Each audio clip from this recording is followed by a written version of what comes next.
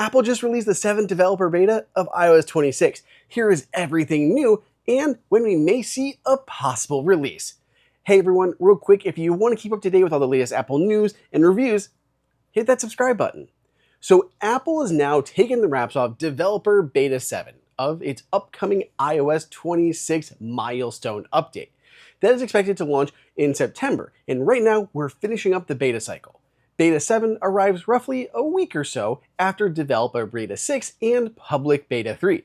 Not long after the release of the 7th developer beta, Apple also released the 4th public beta of iOS 26, bringing them once again into parity. Specifically in this update, I'm going to walk you through the new changes found in developer beta 7, including one big one, and then we're going to talk about a possible timeline and whether or not we're going to get any more betas.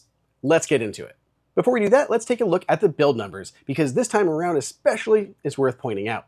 We went from 23A5318F all the way to 23A5326A.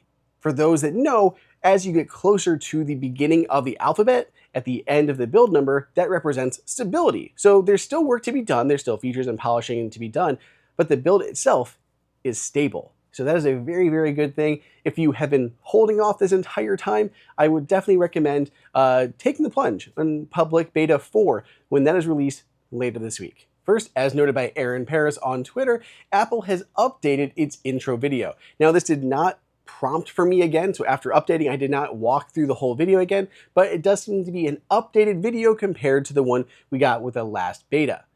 We also got a new toggle for adaptive power mode. When you go into settings, then battery, then go down to power mode, underneath the adaptive power toggle is a new adaptive power notifications toggle. This will let you know when performance is being held back a little bit to help extend your battery life based on excessive usage. Adaptive power mode is really handy. Basically, the whole point is to preserve battery a little bit longer. So if it detects you're using your phone a bit more than you usually do, it may slow it down, allow tasks to take a little bit longer, allow frame rate to drop a little bit, just to extend that battery life further for you. And what's nice with these notifications on, you'll be alerted that that is happening, and it's not just going to happen in the background. You're going to forget and wonder, why is my phone stuttering or taking so long? It's going to actually tell you. So I think that's really useful to have thanks to developer beta 7. The biggest feature, though, is the return of blood oxygen monitoring for Series 9, Series 10, and the Ultra 2. That includes the models that previously had this removed because they were sold after January of 2024. If you had a Series 9 or even any of the earlier models that were purchased before January of 2024, your grandfather did. You were cool, you had blood oxygen monitoring, but anyone after that had the feature removed. Apple has found a workaround around the existing patent dispute that is trading off with Massimo. Let me show you how it works. First, you're going to go to your Apple Watch, go down to the blood oxygen app, and you're going to get a new little prompt that says the way the blood oxygen monitoring works has changed, and you can look at your iPhone for more information. Go ahead, it'll walk through the basic steps of taking a blood oxygen reading, and you can go ahead and hit start. When you hit start, it's going to start counting down for 15, taking a blood oxygen reading on your wrist. Then when it is done, it'll tell you to view results. You can head on over to your iPhone. That's because instead of your Apple Watch doing the analysis of those readings, it's actually just gathering the data, sending them to your iPhone, determining what the results are, and then displaying it there instead. So you can no longer take just a full reading on your Apple Watch. You can take the reading and then view the results on your iPhone. Apple says this workaround method was enabled by a court ruling. I am not here to say whether or not this is okay for Apple to do, or if Apple is just skirting the rules and avoiding patents. I'm not saying any of that. I'm just saying for us users, we at least have this feature back.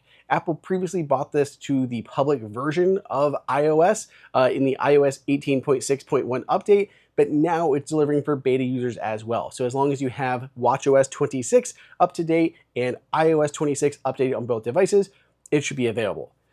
One more note is there is a bit of a background file that needs to download onto your devices to use this, so you may not see it right away. What you can do is take an ECG and open the Health app on your iPhone.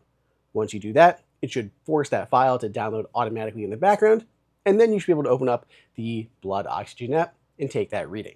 So when will we see iOS 26, and how many more betas will there be? Well, we can look at historical data. Going all the way back to iOS 12, Apple historically has had 8 full betas before the release candidate. iOS 12 actually had 12 betas, but if we're just judging by recent history, iOS 13, 14, 15, 16, 17, and 18 all had 8 betas in their cycles before we got the actual release candidate. So this is my thinking right now if we look at the actual calendar. Since we're on Developer Beta 7, it's likely we'll see one more beta cycle happen. Now, right now we're in about a weekly span.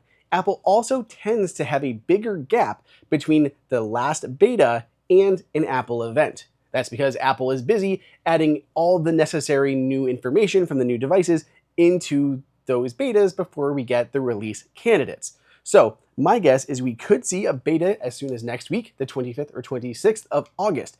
Then we would have a week-long gap, the first week there of September, with the RC happening on the day of the Apple event. That could be September 8th, September 9th. Either of those could be likely, though I think most of the rumors are suggesting September 9th for the iPhone event. So one more beta next week, then an RC 2 weeks after that, followed by a release in the coming days. So let me know what you guys think. Do you spot any other changes in this update? Let me know down below in the comments. Otherwise, subscribe for more Apple news, and I'll keep you updated along the way.